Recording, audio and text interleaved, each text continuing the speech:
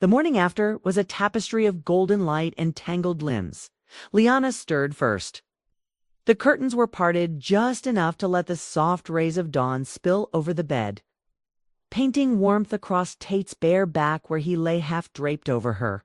His arm was still around her waist, his breathing deep and steady, his jaw slack in sleep.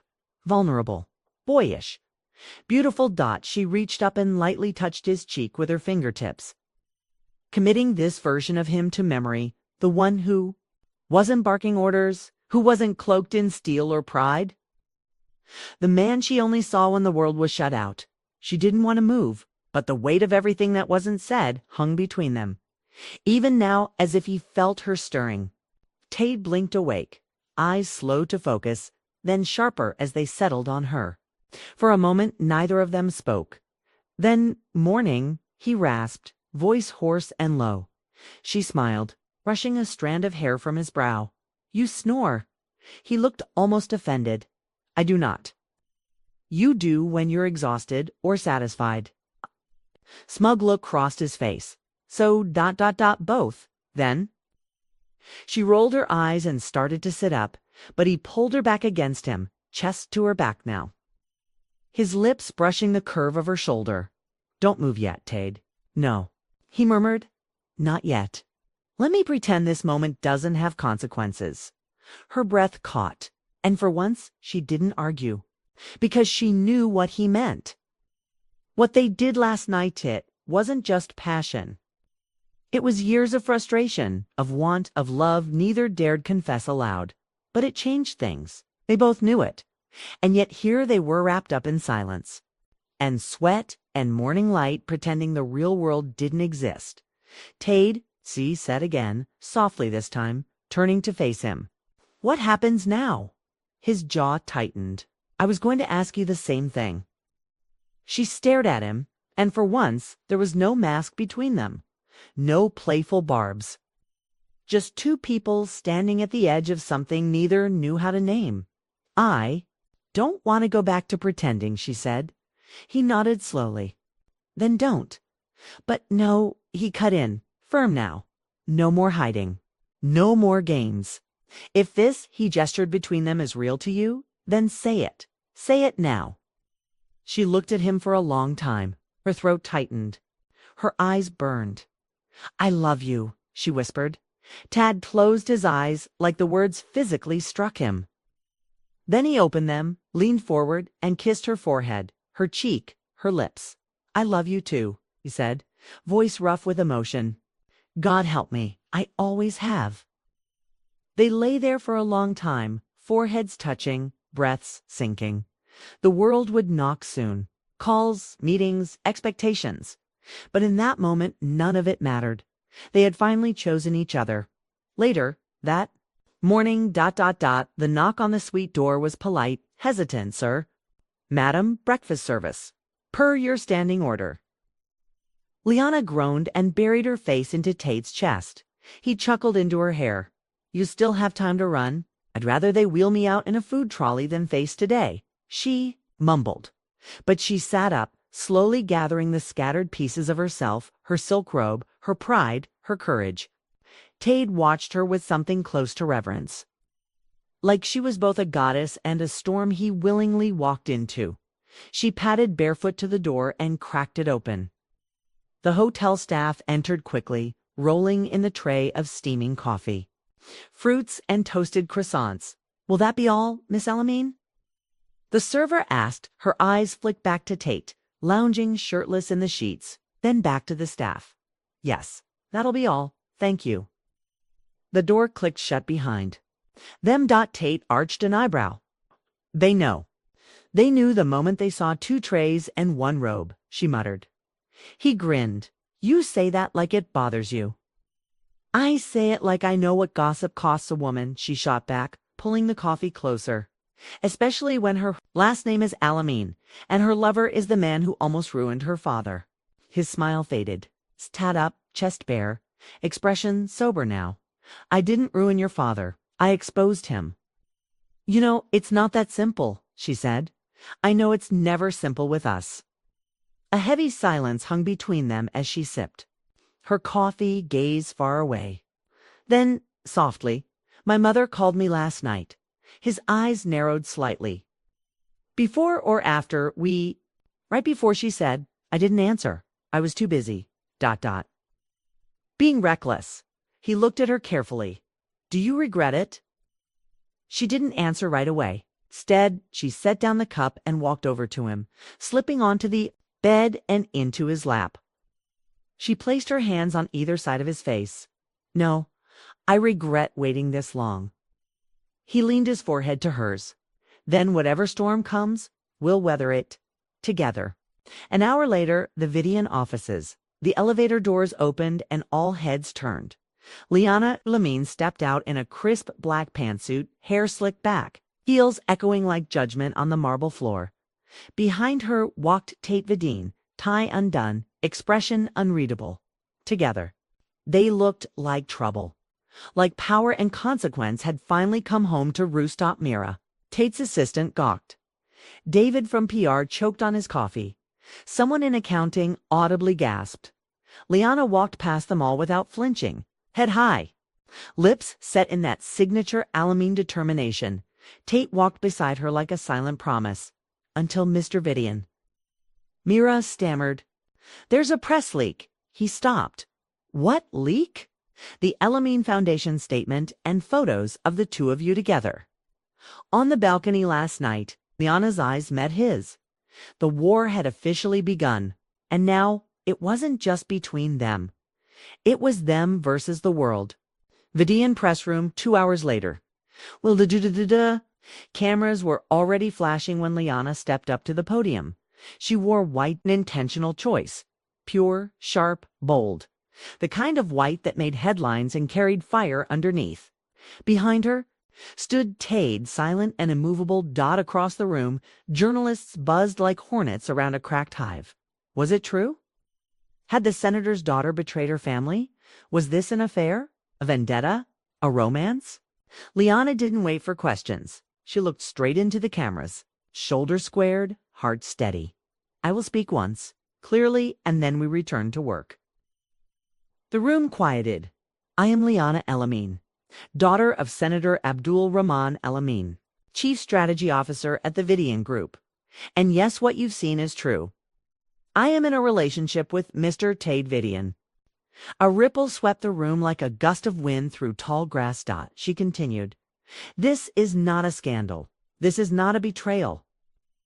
This is the evolution of two people who have spent years clashing, building, challenging, and, finally, seeing each other clearly." A reporter shouted, "But what about your father?" Liana didn't blink. "My father and I are aligned in some ways and deeply divided in others, but I do not live in his shadow. I live by my values.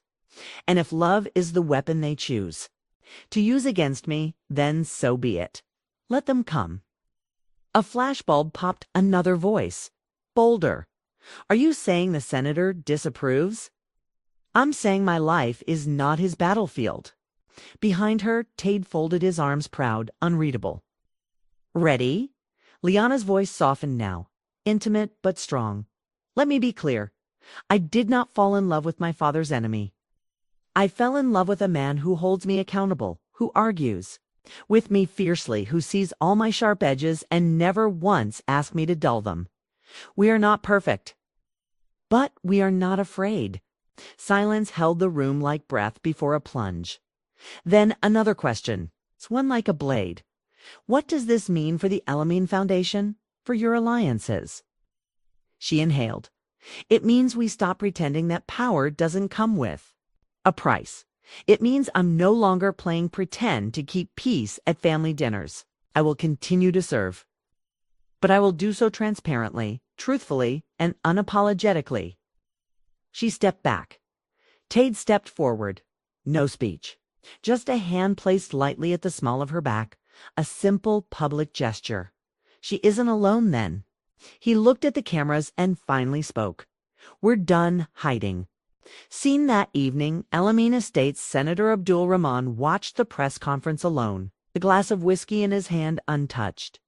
His phone buzzed, calls from colleagues, messages from donors. One from his wife. She looks just like you. When she's angry, you should be proud. But pride was not the emotion sitting in his chest. Not yet. He clicked on a news headline. Love or legacy? Liana El-Amin burns the bridges of silence. He read every word, watched every frame. Then finally, he whispered into the quiet room. Voice thick. She's not a little girl anymore. And then, slowly, he smiled. A rare, dangerous smile. Good. That night, the city didn't sleep. Screens flickered with her face. Pundits dissected every frame of her speech. And hashtags surged across social media like fire through dry grass. Hashtag Lion Unleashed. Hashtag VIDIN Affair. Hashtag Daughter of Power. But inside, the quiet walls of the El-Amin estate, silence reigned. Liana stepped out of the car alone. No guards, no entourage. It's just her heels clicking softly on the marble path. The housekeeper opened the door without a word. Everyone had seen the news. She made her way to the study where her father waited standing, hands clasped behind his back, gazing out the window into the darkness. He didn't turn around when she entered. She closed the door behind her. No cameras now. No press. Just father and daughter. Two versions of pride standing on opposite ends of a war they didn't ask for but had. Learn to navigate. He spoke first. You could have warned me. She folded her arms, jaw tight. You could have listened to me 2 years ago when I said we couldn't keep playing both sides. Still, he didn't turn. I built a reputation, a legacy. You just turned it into spectacle. Her voice sharpened. I turned it into honesty. Finally, he faced her. Their eyes locked. Same fierce gaze. Same iron beneath the surface. You think standing next to Tade Vidian on a podium makes you powerful? She stepped closer, chin high. No, standing beside someone I love without shame does. That's something you never taught me. That hit? He flinched, barely. But he didn't look away. Do you love him? He asked, voice low, double quotes, yes. And if I say you've embarrassed this family, I'll remind you that silence is not. Dignity and obedience is not love. He walked past her slowly, shoulders heavy. You've made your choice. She nodded. So did you, years ago when you decided truth was a luxury. He paused at the door. Don't come home looking for safety, Liana. Not anymore. She looked at him, calm, resolute. I came home to tell you I'm not afraid of you. Then she turned and walked a wheat step, echoing louder than any threat he could ever make. Outside, the night was cold, but her breath steamed with something warmer than fear, conviction, and somewhere. Behind another window of another tower, Tade watched the city skyline and whispered into the dark. She did it. And then he smiled. The war wasn't over, but it had a new general. The elevator hummed as it climbed the 62nd floor of the Vidian Tower. Inside, Tade leaned against the mirrored wall. Tie loosened, jacket slung over one shoulder, but his eyes never left the digital screen tracking the floors. He was waiting for her when the doors slid open. She was already there standing, barefoot in the corridor. Heels in one hand, hair unpinned and wild from the wind. Neither of them said a word as he stepped out. Their eyes locked like they had in the boardroom. Years ago when she'd first challenged him on a logistics budget and refused to look away. This was different. He dropped the jacket, she dropped the shoes, and they met in the middle of the hallway. With a silence that said everything. His hands found her face again, reverent this time, as if seeing her all over. The strength, the defiance. The woman who'd just gone to war with her father and didn't blink. You didn't have to do that, he said softly. I did, she whispered. For me. For us. For every time I sat silent at dinner tables and bit my tongue. Tade traced. A thumb over her cheekbone. You lit the match. I don't believe in waiting for permission anymore. His smile was slow, hungry, a little in awe. I love you, he said. Finally, It hung in the space like a confession and a claim. Liana didn't flinch. I know. That's why I didn't run. She pulled him inside the penthouse, locked the door behind them, and leaned back against it as if anchoring herself in the moment. His tie hit the floor first. Then the buttons of his shirt slow under her fingers. Her blouse followed, one sleeve slipping from her shoulder as he kissed the hollow of her neck. No rush, no panic, just the deliberate unmaking of two people who had carried too much for too long. He kissed her with gratitude, with hunger, with the weight of 1,000 what-ifs collapsing into now. Her fingers threaded through his hair, pulling, claiming. Breaking all the rules they'd written on glass walls and boardroom chairs.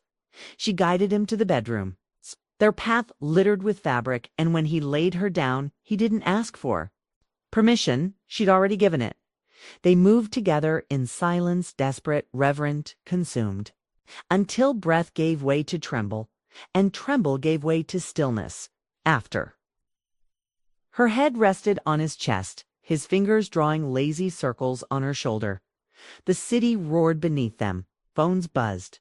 Headlines updated, but in this room, there was only the rhythm of their heartbeats sinking after years of collision. Tade exhaled. What now? Liana looked up at him, eyes clear. Now we build something that no one can burn down. And he believed her, because she'd already walked through Firand, walked out untouched, by morning.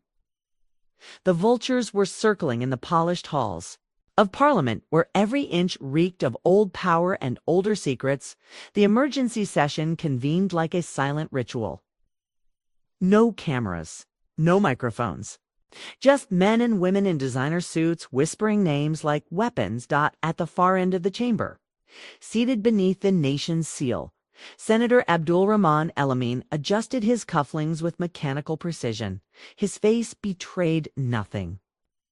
But inside, his legacy was bleeding. She's dangerous now, murmured Minister Jaji, sliding into the seat beside him. She always was, Abdul replied, voice like steel underwater. I just didn't expect her to turn it against me. The door creaked open. Heads turned. Liana walked in, no entourage, no father's shadow. It's just her in a navy suit that matched the blue fire in her eyes. She walked like someone who had nothing, left to loose on everything to say. The speaker cleared his throat. Miss Elamine, this is a closed session. Liana stood firm. I'm not here to ask. I'm here to remind you that the people you serve don't live behind bulletproof glass. A ripple of discomfort moved through the chamber. She thinks she's a reformer, someone muttered. She thinks, Liana cut in, that none of you have ever been afraid of the truth. And that's exactly why it terrifies you now. Her father stood. This is not your place. Liana faced him, calm as moonlight on steel. Then make room. The silence was volcanic. You dare stand here and undermine years of diplomacy and sacrifice, he began. Years of silence and secrets, she corrected. And you do it for what? For a man whose name still triggers investigations on 2 continents. She didn't blink. I did it for every daughter told to shrink so her father can stand tall. A long pause. Even the speaker leaned forward now, breath held. And if that means I burn every bridge your empire ever built, she said softly, then I will light the match myself. Then she turned and walked out unshaken, untouched. Later that night, in a corner of the Vidian penthouse, Tade poured 2 glasses of scotch and handed her one. She took it, staring out at the sea of lights below. I declared war today. No, he said, raising his glass. You declared independence. They CLINKED outside. The storm was just beginning, and inside the firelight of their private rebellion. Liana smiled like someone who finally knew her own name. 3 days passed. Liana's face was on every screen. Praise from students, outrage from the elite, think pieces dissecting her words. But nothing prepared her for the knock that came just after dusk. Not at the Elamine estate, not at Vidian Tower, but At the quiet apartment where she sometimes went to breathe, a space no one but Tade and one old friend knew about. She opened the door cautiously and froze. Standing before her was a woman cloaked in silk and silence. Regal, composed, and every bit the myth Liana had heard about but never expected to meet. Amaranta, Gideon Tade's mother, the matriarch who once commanded global tension from Geneva to Accra, the widow who vanished after her husband's death, the strategist behind the original Vidian Empire before illness, grief, or scandal pulled her underground. She held no bag, no phone, just a silver cane and eyes that saw everything. "May I come in?" Her voice was warm but laced with something sharper. Liana stepped aside slowly, heart-pounding dot inside. Amaranta moved like she still ruled kingdoms. She examined the modest furnishings with no trace of judgment. "I built palaces," she said after a moment, "but this is where real decisions are made." Liana watched her carefully. "Why are you here?" "Amaranta sat without being invited because my son has chosen you. And because the world is now watching." She looked up, those hawk-like eyes softening. "Slightly, you remind me of myself, but smarter, louder, bolder." Liana sat across from her, shoulders straight. "I didn't do any of this to be admired. Of course not." Amaranta nodded. "You did it because no one else had the spine to speak.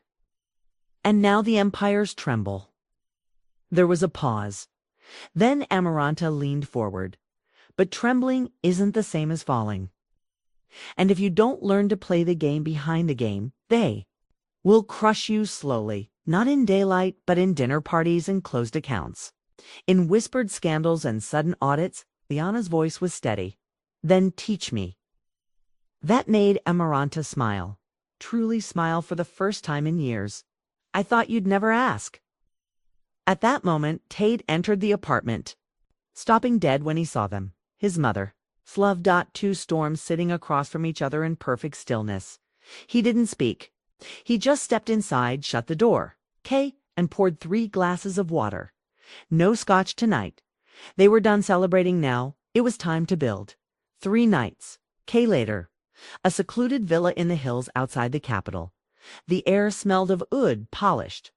Wood and aged betrayal. 12 men and women gathered around a crescent-shaped table. Former ministers, oil barons, ex-generals, and heirs of dynasties untouched by elections. A council that didn't exist. Not on paper. Not in law. But their word had shaped nations. And tonight, their concern was a 27-year-old woman who had shaken the spine of legacy itself. "She's igniting the wrong kind of loyalty," murmured Alhaji Bako, swirling a glass of crimson liquor. "Poor people love her. Students adore her. That's how revolutions begin." "She's sleeping with Vidians, boy," hissed Madame Oyalala, draped in violet silk. "He was always a danger." Now he has a mouthpiece. A retired general leaned forward, voice gravel and ash. "Do we end her cleanly or destroy her slowly?" A younger member, barely 40, the son of a telecom empire, offered a tighter option. "We kill the myth, not the girl. We leak what we have." He opened a file, photos, documents, fabricated half-truths laced with enough real scent to bleed. University scandal, hidden accounts, a whisper of foreign money. The group nodded. "The public doesn't need truth," said Madame Oyalola with a smirk. "They need a reason to stop believing." The decision was made at sunrise. The leaks would begin. Meanwhile, in the heart of Vidian Tower, Liana stood before a wall-sized screen, watching the live data feeds spike and fluctuate. Hashtags twisted. Traffic surged. The algorithms twitched, like nerves sensing incoming pain. "They've started," Amaranta said behind her. Calm as glass. Tade leaned against the railing, eyes hard. "We expected this." Liana said nothing. She simply turned away from the screen, walked to the glass balcony, and stared out at the sleeping city. "They will come for everything," she whispered. "Not just my name, my friends, my history. They'll turn my victories into shame. Amaranta joined her. Let them try. You don't fight ghosts with facts. You fight them with light. Liana turned, confused. What do you mean? Tate answered this time, his voice lower. She means it's time we leaked something. Amaranta nodded. Something real. Something. That burns cleaner than their poison. Liana narrowed her eyes. Like what? Amaranta gave her a long look. How much are you willing to lose to win? Liana didn't hesitate. Everything. The next morning, before the Forge scandal could take hold, Liana El-Amin went live on her own terms. A full video confession of every real mistake she had ever made. Every financial backing she'd accepted, every moment of doubt she'd faced, she didn't flinch. She didn't blink. And she ended it with a line that would haunt the old guard for years. You want to bury me in secrets? I will hand you the shovel and name the soil. But understand this, the more you dig, the more truth will grow. Within hours, the public backlash boomeranged. Instead of scandal, they found integrity. Instead of shame, strength. And in the villa on the hill, silence reigned. The empire had struck and missed. The marble hall El-Amin estate. Scent of burnt incense clung to the air as Senator Abdul Rahman El-Amin stepped into the ancestral hall. He hadn't set foot here in over 5 years. Not since his wife's passing. Not since the dreams he once buried in Liana began to resurface in ways he could no longer control. But today, he had been summoned by Amaranta Vidian. She stood near the central colonnade, draped in obsidian lace, her silver cane resting against a carved lion. Portraits of El-Amin ancestors loomed behind her. You're bold, the senator said flatly, his tone lined with warning. To call me here like some errant page boy? Amaranta didn't flinch. She turned, slowly. And you are blind, Abdul Rahman, if you think the world still moves beneath your feet alone. Silence thickened. You think I don't know how many of your allies sat at that hilltop council? She continued. You think Liana doesn't see the same treachery that once nearly destroyed your career when you first dared to speak truth in? The assembly. His jaw tightened. She is young, he growled. Naive, reckless. That speech she gave? She's put herself in the crosshairs of every old enemy I spent 3 decades appeasing. Amarana stepped closer, her voice now colder, sharper. She did what you were too afraid to do, burn the illusion. The people don't want appeasement anymore. They want reckoning. She is still my daughter. She was Amaranta. Corrected. Until you chose legacy over truth. The words hit like a slap. He turned, pacing. I protected her. I kept her away from all this. Amaranta's cane struck the marble once. Sharp, deliberate. You hid her. And she found the light without you. Now the question is, will you oppose her or join the fire before it consumes everything you built? Scene, Vidian Tower, rooftop garden. Midnight Liana stood barefoot on the dew-soaked rooftop, wind pulling at her curls. Tad joined her quietly. He came. He said she didn't turn. And he argued. Defended, blamed, then left. She? Closed her eyes. I didn't want to destroy him. You didn't, Tade replied gently. You freed him.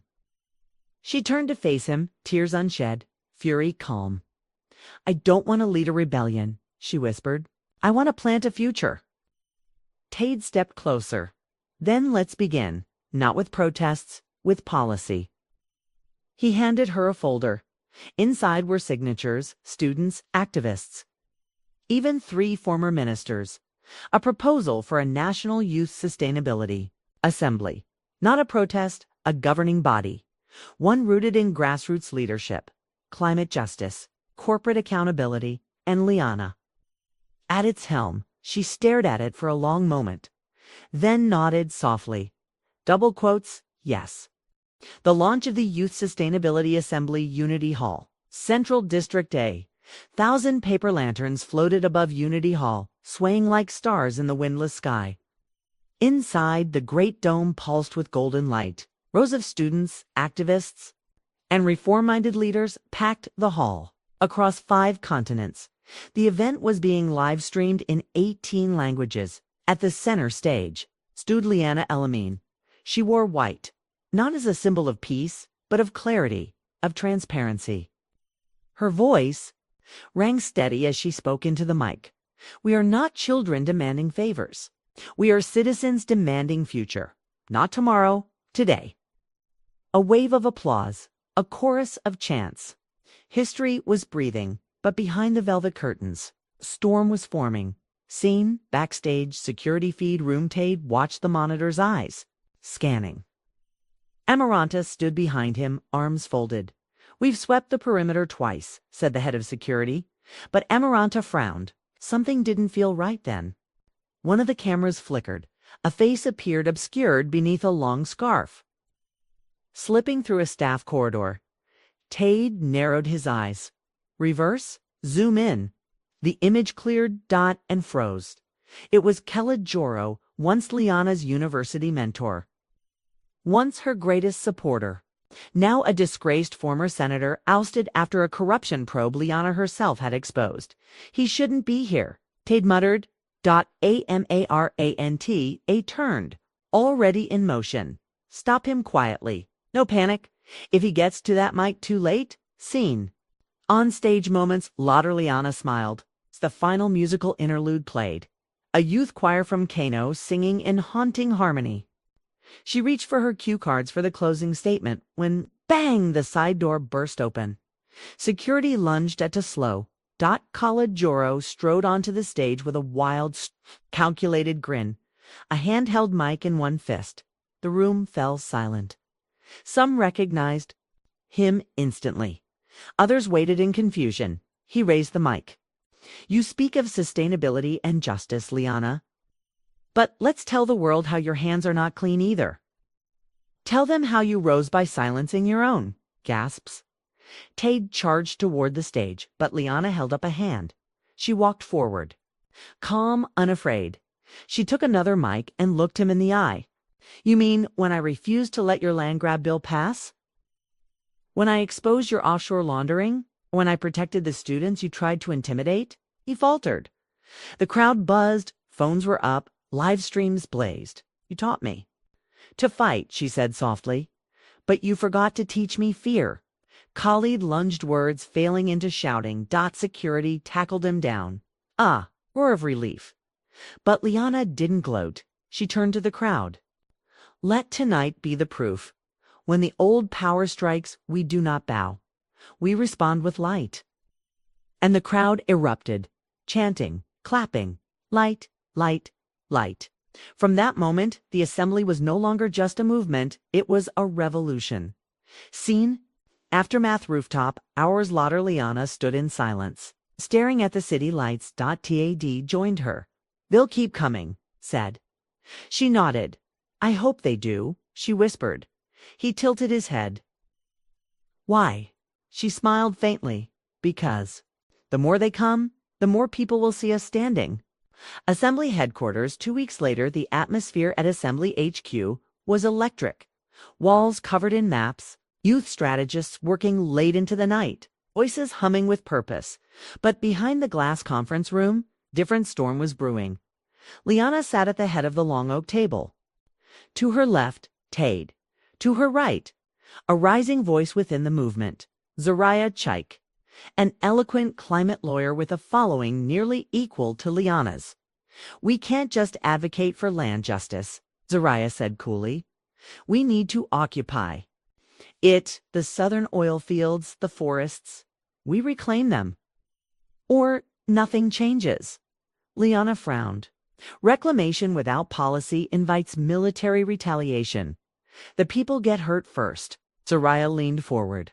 The people are already being hurt. Your approach is noble, Liana, but too slow. These corporations are polluting today. They're bribing today. The assembly needs sharper teeth. The room felt tense. DADE shifted. We can be sharp without becoming reckless.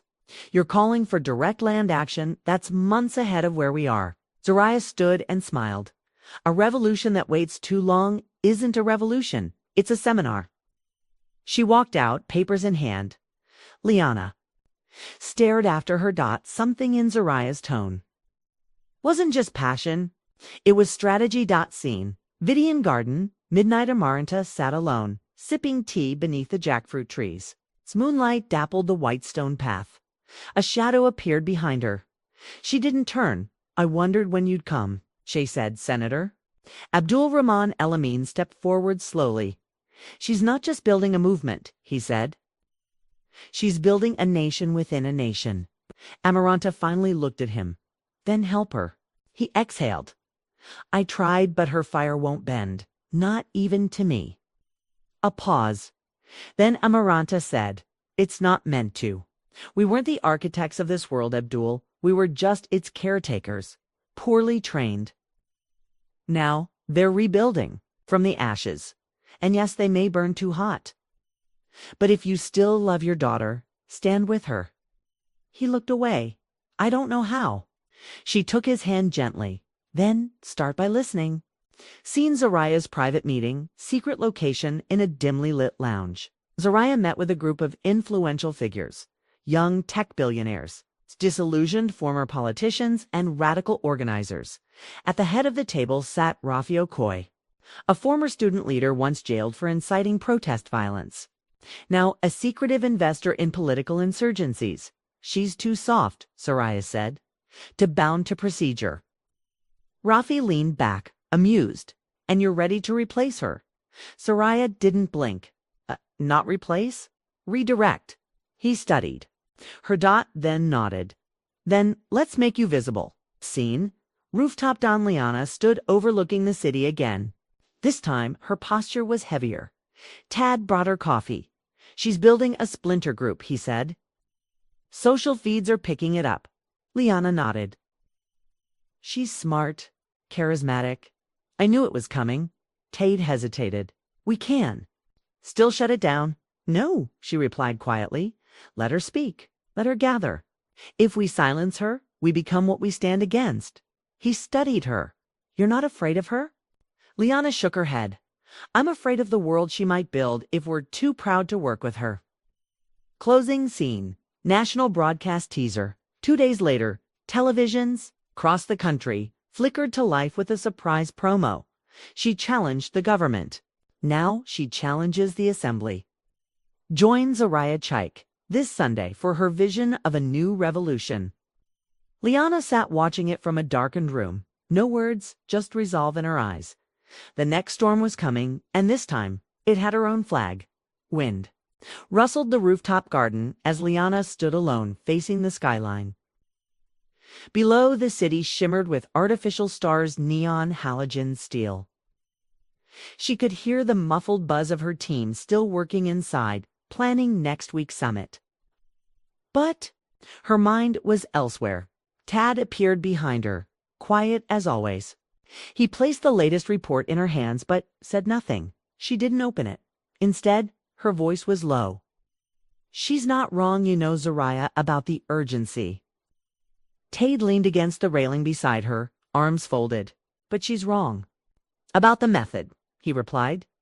We're building bridges. She wants to burn the boats. Liana turned to him. What if the boats deserve to burn? Silence stretched between them. Distant traffic murmured like waves. Siren, a car horn. The hum of the city trying to heal itself. She's got Rafi behind her now, Tade finally said. They're preparing a media blitz. She's recruiting from our core chapters. Dakar, Kuala Lumpur, Brasilia. Liana closed her eyes. Not fear. Not frustration, a kind of grief. We lost Nairobi this morning, she whispered. They released a statement of neutrality. Tade's jaw clenched. Zoraya's forcing them to choose. A beat. I need to see her, Liana said. He turned sharply. That's dangerous. She's not who she was. Liana shook her head. But I am. A rooftop cafe at the edge of the Southern District. Late afternoon sun burned orange behind glass towers. Zoraya sat in a wide rattan chair watching news footage on a muted screen, her own face front and center. She didn't look up when Liana approached. They sat across from each other in silence. Just the sound of wind against umbrellas, and a single waiter pouring hibiscus tea. Finally, Zoraya spoke. "You're brave to come alone. You wouldn't hurt me," Liana replied. Zoraya looked her in the eyes. "That depends on what you mean by hurt." Liana didn't flinch. "You're splitting us," she said. "You're giving the corporations exactly what they want. Infighting, chaos, 2 movements, 1 mission." Zoraya's laugh was low. Not cruel, just tired. "No, Liana, you split us the day you decided slow diplomacy was enough. You still believe in tables, but the table was never ours." Liana leaned in. "And what are you building, Zoraya? A movement or a war machine? You say you're for the people, but Rafi funds private militias in 3 countries. Do you think justice grows in soil soaked with fear?" Zoraya's smile faded. For the first time, something flickered in her doubt, perhaps. Or memory. She looked away. "I'm building something that won't beg for approval. You still ask permission." "I don't." Liana rose. "I don't ask. I listen. That's the difference." A pause. Then she added, quieter, "Power without memory becomes vengeance." She walked away, leaving Zoraya with her tea and her war plan. Later that night, inside Assembly headquarters, Liana gathered her inner circle. Maps, screens, data streams flickering across a circular war room. She stood at the center, calm, but sharp-eyed. "We won't fight Zoraya. We'll outgrow her," she said. "How?" Amaranta asked from across the room. "She's louder. Faster." Liana pointed to a screen where new grassroots chapped. Urs were forming rural townships, fisher communities, urban art collectives. "We go back to the ground," she said. "Back to the soil, to the stories. Let her chase headlines. We build roots." Everyone went silent. Then Tade nodded slowly. "We stop broadcasting and start listening again." Liana looked at him. "No, we do both." And just like that, the tide shifted. Not with noise, but with presence.